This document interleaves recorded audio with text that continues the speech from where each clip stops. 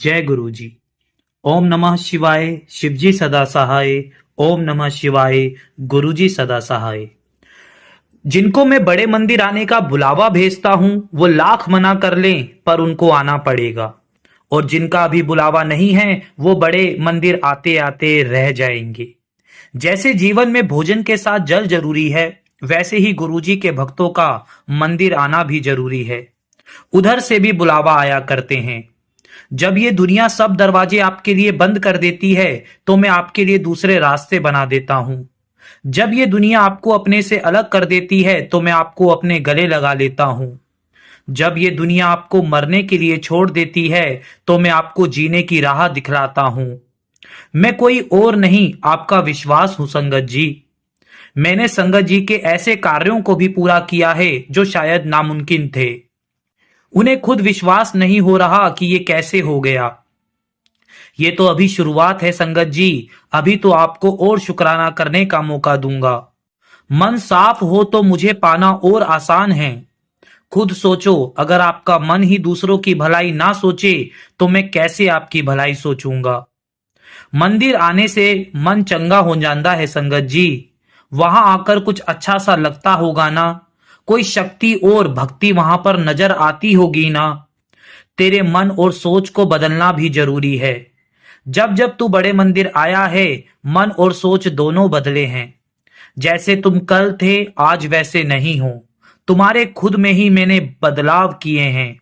तुम्हारी सोच और समझ भी मैंने बदली है संगत जी। बाकी तुम खुद समझदार हो।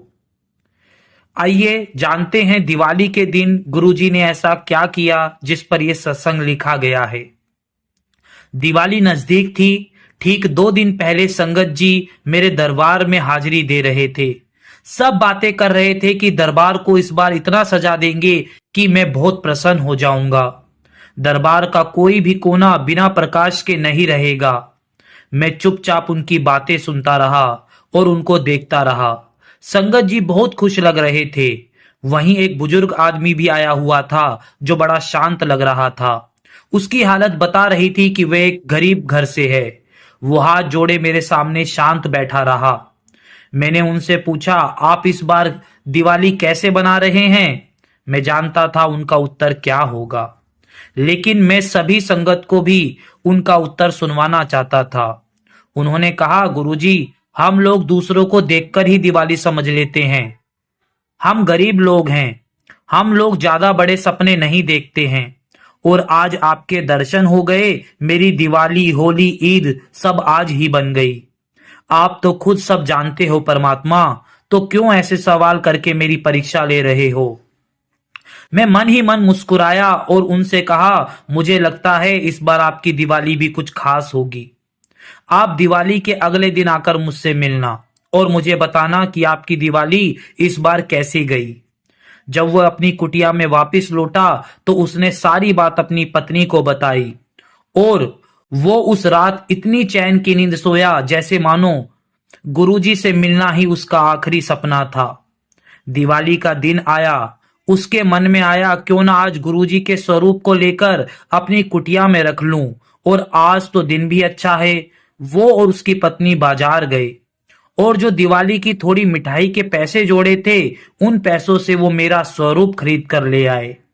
दोनों ने घर में एक उचित स्थान देखकर मेरा स्वरूप स्थापित कर दिया।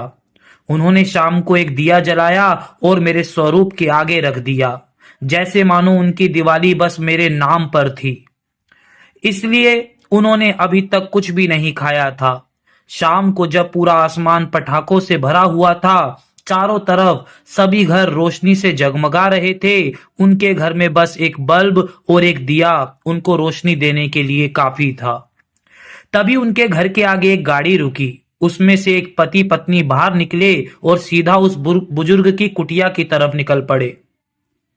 वो कोई और नहीं, उन्हीं के बेटे और बहू थे, जिन्होंने उन्हें आज से 5 साल पहले अपने से अलग कर दिया था। वो दोनों अंदर गए। मां की नजर दोनों पर गई और उसने पति से कहा, देखो हमसे मिलने कौन आया है। उस बुजुर्ग ने जब नजरें घुमाई तो उसे अपनी आंखों पर भरोसा नहीं हुआ। खुश होता होता वो शांत हो गया उसे याद आने लगा कि आज जो हमारी ये हालत है वो सब इन दोनों की वजह है। माँ ने कहा, सुनो आज दिवाली है, आप उन्हें माफ करके उन्हें बैठने के लिए बोलो ना, प्लीज बोलो ना। बेटा और बहू उन दोनों के पास आए और उनके पैर छूकर बोले, हमें माफ कर दो, हमसे गलती हो गई थी, हमने आपको अपने से अलग कर दिया और आपका कभी हाल भी नहीं पूछा। हम दोनों को माफ कर दो और हमारे साथ हमारे घर चलो मम्मी पापा।